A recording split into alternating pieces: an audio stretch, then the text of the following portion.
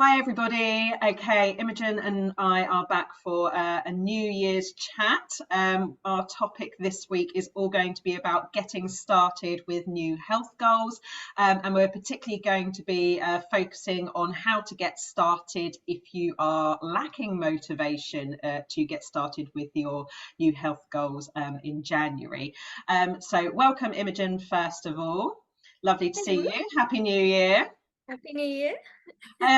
Okay, so obviously we're talking about new goals for January, but this can obviously apply at any time of the year. It's just a typical time, isn't it, for people to kind Yeah, of put new goals in place, think about motivating themselves to maybe it's to do something new, maybe they're not just thinking about something along the lines of weight loss or doing more exercise or improving eating, anything like that. It could be you've got an event coming up or you've signed yourself up to something to give you motivation, maybe to get started with things. But still, even if you sign yourself up for something, it can be really difficult to motivate yourself, can't it? So yeah, very much so. there are things that we're going to perhaps little top tips that we're going to put in place to give some people some ideas just to get going with those. And I think the first thing that kind of comes to mind for me, just as a general rule, is try not to do everything at once. Lots of people will get started in January. They've got new exercise goals, they've got new eating, nutrition goals, and they're trying to put lots in place, lots of new changes all in one go. But obviously, research and experience shows that really trying to make too many changes all at the same time is not sustainable. It's unlikely to last and to stick.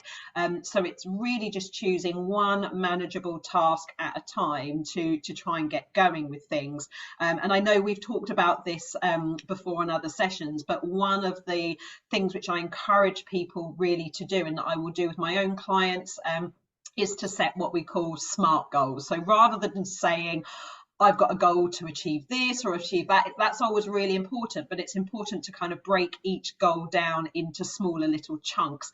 So if you think about the acronym SMART, S is for specific. So you're thinking about something specific that you are looking to achieve. Write it down, have it in mind, keep it in mind, perhaps put it on the fridge, wherever, somewhere where you can see it regularly to remind yourself what is your specific goal. You've also got to make sure that it is measurable. So how are you going to measure, how you're doing with this in terms of your progress? So what is it, whether it's a weight loss thing or whether it's a kind of counting the amount of energy that you've got in your diet, whether it is a certain amount of times that you're going to exercise per week. What is it that you're actually going to be measuring as you go along? And is that attainable? Are you actually going to be able to achieve that? Do you think that realistically you're going to be able to fit that many workouts into your week, or that you're going to actually be able to manage to prepare all of those different meals, or the amount of kind of energy needs that you've calculated for yourself? Are you actually going to manage to work out how to do that, for example? So is that actually attainable for you? And make it realistic. R is for realistic. So be totally honest with yourself. Try not to put things in place, like we said, small little steps at a time. If it's not realistic that you're going to be able to keep these particular goals up, or these little steps within this one goal up week by week, day by day, make them a lot more achievable and realistic for you, and don't go kind of all guns blazing straight away, just small little steps at a time. And then the last thing within that SMART acronym is time bound or timely. Make sure that you kind of give yourself not necessarily a full on kind of time limit, I've got to achieve this fully and entirely within this specific amount of time, but give yourself some kind of short term, medium term and long term time goals. What do I expect to achieve by the end of this week, this month? What do I expect to achieve, within a few months' time? What is my long-term goal, and when is that going to be? So a year from now, 6 months from now, try and give yourselves not really too specific in terms of timing. You don't want to give yourself really short-term timings in case, that kind of demotivates you when you're not reaching those targets. But as long as you have some small things that you want to achieve within a certain time frame, that gives you a little bit more motivation and helps you to kind of guide you as to when and where you're going to be able to achieve those things. So that's definitely the first thing in terms of a general rule for most people that I would say to get started with, to make you think about those specific SMART goals, so that you've really got some focus for whatever that goal is that you're trying to achieve. But obviously we're all different, we've all got different goals, so I'm going to get Imogen to explain what are her New Year's goals, or whatever it is that you're kind of thinking about trying to motivate yourself towards, and how you keep yourself motivated. Yeah, so my sort of like, I mean, it's my overall goal sort of for the year, and I think I mentioned in previous videos that mine's kind of just building on what it was before, because obviously it's building back from injury. Is from my, on the running side of things, is to be able to run my 10k and get my 10k back consistently. Which I'm getting there. And I've, in my 10k plan, I've actually been a little bit more on the generous side in terms of the timeline I've given myself to do it. And that's for two reasons. One, because I am aware that I've got a busy period coming up, and I wanted to be kind to myself and not feel like I wasn't going to be able to achieve it by the times. Yeah. And secondly, which is probably the bigger reason why I've been generous, is because I tend to get a little bit competitive with myself when I set goals like this. Oh, we're not competitive at all, are we, Imogen? So it's it's by setting a longer term. So I've set myself by April to be able to get back to my 10k, and I'm about 2k away. So I've got plenty of time to get there with the training and stuff that I've done it. But the reason I've set it like that was because, like I say, it's the competitiveness in me that I know that I will push it too quickly, too soon, if not.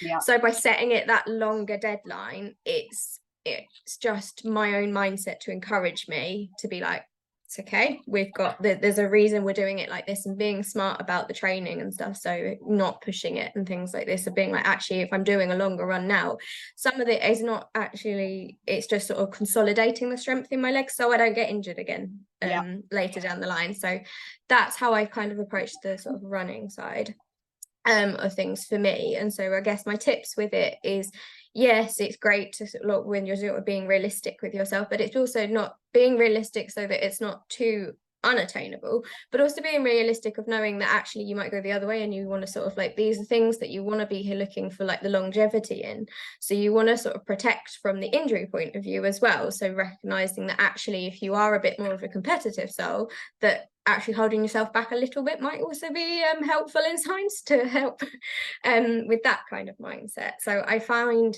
that's kind of my approach there. But one of the big things for me at the moment with the motivation, particularly because I'm not running anywhere near the times and paces that I was before, and that can be really demotivating because it's quite a big gap, and it's that feeling of like, I have no idea how I'm going to get back to where I was. I don't even know how I lost it in the first place type thing. So it's reminding myself of, why do I want to do the 10k? Like, what is it? Like, why did I set that goal? And there's a few reasons. So me personally, one was that I wanted to run the 10k race for life, and I wanted to run that for my nan because she passed away from cancer and stuff. So that's why 10k is so important to me. So it's reminding myself of the purpose of what it is. And then the April target, like, there is even a reason behind that, is just pure, like I say, partly from the timeline, but it's also, I've got friends' weddings coming up and things, so it's that sort of like wanting to feel good, wanting to feel toned in myself for that sort of period of time, and knowing that it needs to be realistic and stuff to actually make those changes. And I also have a birthday in between here, so I also had to factor into the fact that I wasn't going to stick to be necessarily the best habits over that sort of period. So it's just recognizing that side of thing, but having that when I'm demotivated and feeling like, oh, I don't want to do this, of just sitting there going, right, but hold on, like, I'm doing this because I want to do this, and I want this, and I want to achieve this, and this is what it will look like, and this is how I'm going to feel if I do it, and this little thing is something that I need to do in order to get there, and I want that. So that sort of motivation can come helpful. And then kind of going back to what you were sort of saying with in terms of the little bit, like, it is, I'm very good at planning. I'm a planner. So if people are a bit like me, I can procrastinate quite a bit when it comes to sort of like particularly like training plans and things like this. I can rewrite and be like, yeah, I'm gonna do this and do this and do this. But then I don't actually do it. So for me, for the little steps and stuff in order to do it is like, doesn't matter what I do, just put the running kit on. And even if I don't run, even if I just go for a walk to the end of the road, like that's still a change in the behavior that has been happening. Yeah. And doing that enough times, you'll start to change into the behavior actually after. So I think one of my other sort of tips for people would be just to do something, like even if it's not necessarily the thing that you want to do, if you're struggling for motivation and stuff, find the thing that's the easiest thing, that's closest to the thing you want to do, if that makes sense.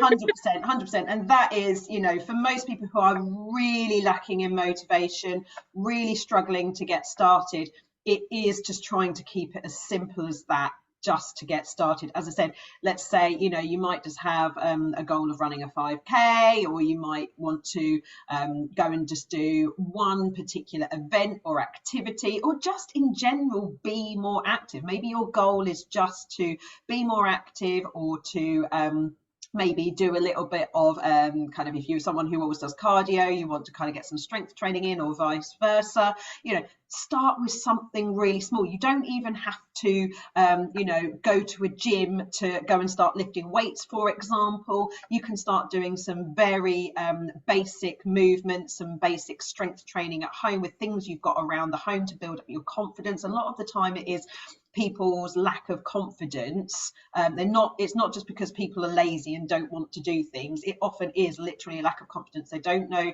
perhaps, you know, what they're doing if they walk into a gym, or even if they go outside for, you know, a run. You know, what pace should they be doing, you know, how they should be running, what's their running style, where should they be going, how long should they be doing it for.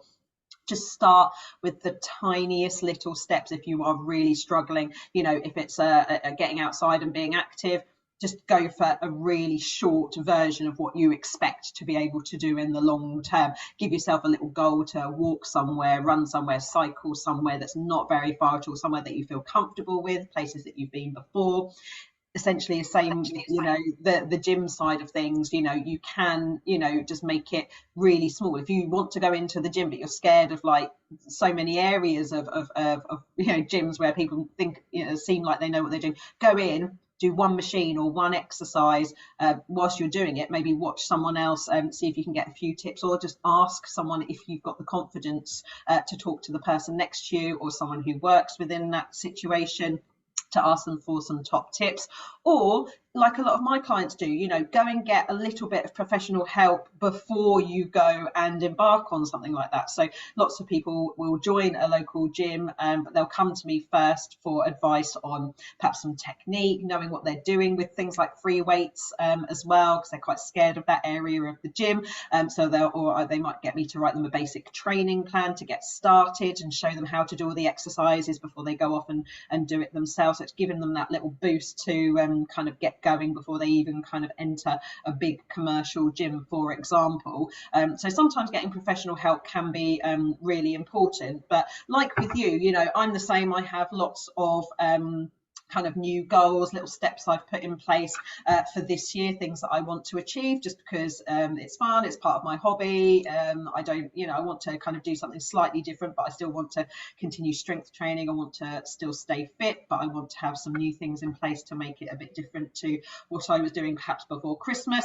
But like you mentioned, I think two of the really important things which I also think about when I'm putting a new training plan or new goals in place for myself is I'm thinking about what is my why am I doing it, trying to keep that deeply rooted within myself. What is my reason, you know, for wanting to do this, and trying to keep that really close to me and not allowing myself to kind of deviate from that too much, because that should be your main form of motivation. So once you really recognize what that is, trying to kind of remind yourself of that. Again, it could be something that you write up somewhere, pop it on your fridge, somewhere that's really obvious all the time. And then also when you're putting a plan in place, try not to go too hard too soon and go, you know, throw yourself into something you're perhaps not feeling fully confident with. Or even if you're someone like myself who's used to doing kind of training plans, you know, training hard, training heavy, doing all the nutrition, everything as part of it, I still want to think about a couple of things. I still want to think about injury prevention, which is obviously a massive part of our jobs and who we work with anyway. We have to apply that to ourselves as well to make sure that we're not going into a new sort of training plan, even if we feel like we're seasoned professionals. You know, if we're changing something, there's still the potential for injury. So making sure you're just still doing it at a very kind of sensible rate. And also just thinking about, again, motivation. You know, even someone like myself, you know, I still need that motivation and to stick with it, stick with something. Particularly, again, it's a change on what I was doing perhaps before Christmas and my previous training plan. To be able to stick with something in the long term, I've got to have those kind of SMART targets for myself in place. You know, what am I looking to achieve? How am I going to break that down? How am I going to work on that week by week, increasing the load slowly over time rather than kind of jumping straight to where I think I should be working kind of fully when I'm at the max rate for kind of getting towards that final goal. I need to build it up still over a number of weeks when I've changed something about my routine and how I do it. And I need to get organised. I know lots of people really struggle with this because we're all quite time poor in terms of how busy we are, all the things we've got going on. But if you really want to succeed with these kind of new goals, even if it's a relatively small goal, but you're new to exercise or you're new to eating a bit healthier or changing your routine in some way for a new healthy habit, it's really important as part of that planning that actually, you know, you are organized in terms of deciding exactly when you're going to do that exercise or that training, what you're going to be eating, when. Have you ordered all of that actual food in that you need to make those healthy meals that you've planned? You know, have you thought about exactly what, you know, it doesn't have to be exactly what you're cooking on every single day of the week, but having a very basic meal plan in place nutrition wise is going to be really important for a lot of people, because otherwise life takes over, convenience foods come in, and we end up kind of going off track very, very quickly when it comes to nutrition, because we just haven't got ourselves organized and thought about it the week before. So yeah, we you know, we need to think about that as something that's actually quite important when it comes to being organized with not only exercise but nutrition as well, I think. Yeah, very much. I was just thinking the other, with what you were saying, of with particularly I suppose like you say with the nutrition and sort of going off track, is one thing I think that's really useful for helping with motivation and stuff, is being kind to yourself with it, Yeah. because we all have the times where we fall off, like it Yep. happens, and stuff. But it's how you react to that is a big factor in motivation, because if you beat yourself up over it, it really then becomes quite a battle mentally to get yourself back on track, because you've lost that sort of like that positive thinking, those that ability to look and adapt to the change, Yeah. because you've beaten yourself up over it. So if you fall off, like it happens, it's natural, it's what you do and how you respond to it that's the important part. And then I find that if you can recognize, like, yes, you might have fallen off, but then if you're looking at the point of going, right, well, I've recognized that I've fallen off, and then you either have just even the thought process to that, no, but I'm not going to let it go any further, or I'm going to make this change and I'm going to do this instead. Or if that's difficult, looking at the stuff that maybe you have done, like, yes, okay, that might have not been organized well. So like with the nutrition, maybe you haven't made the prep and you've turned to the more of the takeaways and things like this instead. But you might have, like, even a little thing of like you parked further away and you've walked a bit more, or you took the stairs instead of a lift, or you went to the gym and you did an extra 10 minutes, you know, and things like this. So looking at those little bits where you've done and actually succeeded and sort of recognize almost like the wins can also help shift, and sort of like if you give that sort of like moment to give yourself a pat on the back by looking and focusing on those, then you're usually able to course correct and redirect rather than beat yourself up and stray too far. Yeah, and I think, you know, that's a really good kind of almost kind of final point to make on a few of these kind of beginners top tips is mental preparation and the psychology behind being successful with making sustainable changes, whether it's exercise, nutrition, other healthy habits that you're putting in place. Just like you say, recognizing really small wins, small changes which you have succeeded at, and seeing every single little thing like that as progress, you know. And then once you've done that, so again, a good example that you just gave is kind of parking a bit further away and being kind of more active, and someone who is willing to do something like that, so they get a tiny bit more get a few more steps in, get a little bit more exercise, have to push the full trolley of shopping back to their car that little bit further, you know. Then seeing yourself, the more you do that, the more you can then start to see yourself as, I am an active person, you know, I am a person who does that and doesn't mind. It's just part of who I am, you know. I'd rather do that and kind of be a little bit more kind of proactive in terms of staying fit and healthy. And although it might seem like a really small thing, having that mindset of, I am an active person, just through doing small little things like that, can then start to snowball a bit more into some other things which you know, you can build into your routine as you go along, you know, whether it is a specific exercise or going to a class, or, you know, going and doing your own thing in the gym, whatever it might end up being. It can start off as something that's as small as parking, you know, an extra kind of 50 meters away than you would have done. So that is a really good point to make. I think mindset is really important, and sometimes it can just start with those really small little things that you can put into healthy habits. You know, taking the stairs instead of the lift when you park in the multi-story car park, that kind of thing. So yeah, I'd definitely say, you know, coming back to those people who are really struggling in particular with motivation, you know, don't forget the long-term goal, have that in place and that kind of thing. But if you're really struggling, start super small and see those little changes as a win. And once those are in place and they become part and parcel of what you do anyway, then you can start to build on top of that afterwards. Yeah, for sure. It gets easier, doesn't it? It does, yes. Just changing that mindset as well as actually physically doing it, isn't it? Okay, right. So hopefully you've got a few little top tips there on how to get yourself motivated, particularly at this time of year. But whatever time of year you might be watching this video, then hopefully it might give you just some ideas as to how to get on track. We're going to be covering hopefully lots of other kind of similar topics, maybe some specifics on whether it's kind of nutrition or exercise or injury prevention throughout the rest of this year. Again, linked to motivation or how to make change that's going to be sustainable, that's going to be beneficial. But obviously, you know, we are both here for advice when you need it. So please do get in contact if you just want a little bit of extra moral support from us. Okay, right, lovely to chat to you again, Imogen, and I'll see you again next time. See you later. Okay, everyone. Bye.